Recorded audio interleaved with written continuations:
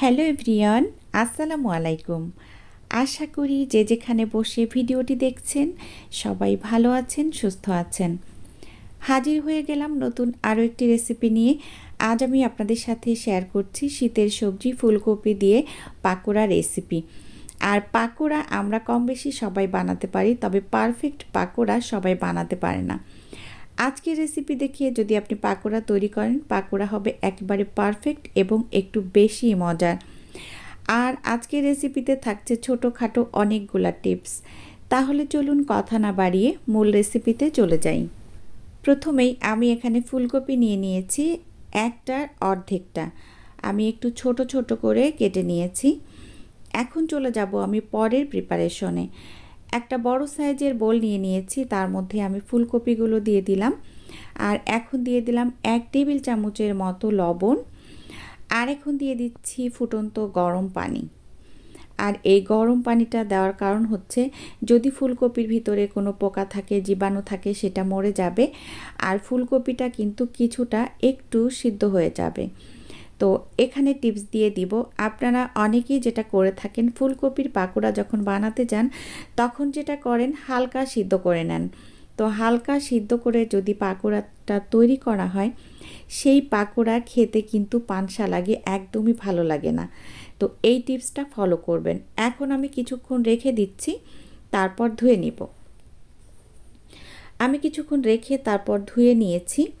এখন আমি এর সাথে মশলা দিচ্ছি 1 চা চামচ রসুন বাটা, 1 চা চামচ আদা বাটা, 1 চা চামচ পেঁয়াজ বাটা, 1 চা চামচের মতো জিরা বাটা, তো একটু কম দিয়েছি জিরা বাটাটা। আর এখন দিয়ে দিব স্বাদ মতো লবণ। আর এখন দিয়ে দিচ্ছি 1 চা চামচ একটু উঁচু করে শুকনা মরিচের গুঁড়া। আর এই রেসিপিতে একটু ঝালের পরিমাণটা বেশি হলে খেতে বেশি ভালো লাগে। আর এখন দিয়ে দিচ্ছি এখানে সামান্য পরিমাণ গরম মশলার গুঁড়া, এর ভিতরে ভাজা জিরার গুঁড়াও আছে। আর এখন দিয়ে দিচ্ছি সামান্য পরিমাণ গোলমরিচের গুঁড়া। এখন আমি ভালো করে মাখিয়ে নিব। আর মাখিয়ে নিয়ে এভাবে 10 মিনিটের মতো রেখে দিব। আর এভাবে যদি আপনি 10 মিনিটের মতো রেখে দেন, তাহলে যেটা হবে, এই ফুলকপির ভিতরে সমস্ত মশলাগুলো ঢুকে যাবে, খেতে বেশি ভালো লাগবে। তাই অবশ্যই হাতে একটু সময় নিয়ে রেসিপিটা তৈরি করবেন। ফিরে আসলাম 10 মিনিট পর। এখন আমি একটু মাখিয়ে নিব, সেজন্য প্রথমে দিয়ে দিয়েছি 1 টেবিল চামচ উঁচু করে কর্নফ্লাওয়ার। আর এখন দিয়ে দিচ্ছি বেসন। আর এই বেসনের মধ্যে চালের গুঁড়া আছে, কারণ যেহেতু আমি বেসনটা আসলে নিজেই মিল থেকে গুঁড়া করে নিয়ে আসি, ওজন্য আমি যখন বেসনটা তৈরি করি ডালের সাথে চাল একটু মিশিয়ে দেই। এতে করে যেটা হয়, আমি যাই তৈরি করি না কেন সব কিছুই একটু ক্রিস্পি হয়। তো এই পর্যায়ে আমি বেসন দিয়ে একটু মাখিয়ে নিচ্ছি। আর আমার যখন একটু পানি লাগবে তখন আমি একটু পানি দিব এবং বেসন দিয়ে এটাকে সুন্দর করে একটা গোলা তৈরি করব।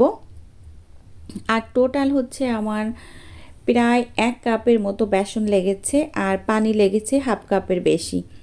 তো আমি একটু একটু করে পানি দিব আর বেসন দিয়ে ভালো করে ফুলকপিটাকে কোট করে নিব আর কি। তো আসলে এত কিছু আমি দেখাবো না।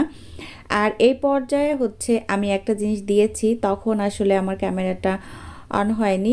আমি 1 টেবিল চামচ পরিমাণ টমেটো সস দিয়েছিলাম, যাতে করে এই পাকোড়ার মধ্যে একটা টক মিষ্টি ভাব আসে। ওই জন্য এই যে এমনভাবে একটা বেটার তৈরি করবেন, দেখতে পাচ্ছেন এই যে এখন হয়ে গিয়েছে। আমি আরও 10 মিনিট রেখে দিচ্ছি, তারপর আমি ভেজে নিব।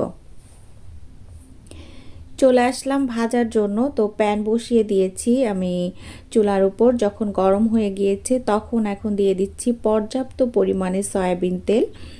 আর পাকোড়া ভাজার ক্ষেত্রে আপনাকে অবশ্যই বেশি পরিমাণে তেল দিতে হবে। আর এ পর্যায়ে দেখতে হবে যে আপনার তেলটা ভালো করে গরম হয়েছে কিনা। যখন ভালোভাবে গরম হয়ে যাবে তখন আপনি ফুলকপিটা এই তেলের মধ্যে দিয়ে দিবেন। তো এখানে আমি কিছু টিপস দিয়ে দেই। আপনি যদি তেলটা গরম না হয় তখন যদি আপনি ফুলকপিটা দিয়ে দেন, তাহলে কিন্তু ফুলকপির ভিতরে তেল ঢুকে যাবে। তখন কিন্তু খেতে ভালো লাগবে না। তাই অবশ্যই তেলটাকে ভালো করে গরম করে তারপর পাকোড়াগুলো ছেড়ে দিবেন। আর যখন এক পাশ ভালোভাবে হয়ে যাবে তখন হচ্ছে উল্টে দিতে হবে। আর চুলার আঁচটা এই পর্যায়ে যখন হবে, যখন সবগুলো দেওয়া হয়ে যাবে তখন কিন্তু এটাকে কমিয়ে দিতে হবে। দেখতে পাচ্ছেন এক পাশ যখন হয়ে গিয়েছে তখন হচ্ছে আমি চুলাটা কমিয়ে দিয়েছি। আর এখন হচ্ছে একটু উল্টে পাল্টে ভালো করে ভেজে নিব। আর এই পর্যায়ে যেটা করতে হবে, আপনাকে মিডিয়াম আঁচ রেখে এই পাকোড়াগুলোকে ভালোভাবে ভেজে নিতে হবে এই 8 থেকে 10 মিনিটের মতো। আর আপনি যদি আস্তে আস্তে পাকোড়াগুলোকে ভেজে নেন তাহলে যেটা হবে, ভিতরে সুন্দরভাবে কুক হয়ে যাবে এবং বাহিরেও একটা ক্রিস্পি ভাব আসবে সুন্দরভাবে। আপনি যখন এটা মুখে দিবেন তখন দেখবেন বাহিরে একটু ক্রিস্পি আর ভিতরে সফট। তো কথা বলতে বলতে কিন্তু আমার পাকোড়াগুলো প্রায় হয়ে গিয়েছে। আমি কিন্তু উল্টে পাল্টে একটু লাল লাল করে ভালো করে ভেজে নিচ্ছি। আর এই পাকোড়াটা এতটাই মজার হয়, আপনারা এই শীতের সময় যারা এই ফুলকপির পাকোড়া এখনও খাননি অবশ্যই আমার রেসিপি দেখে একবার হলেও ট্রাই করবেন।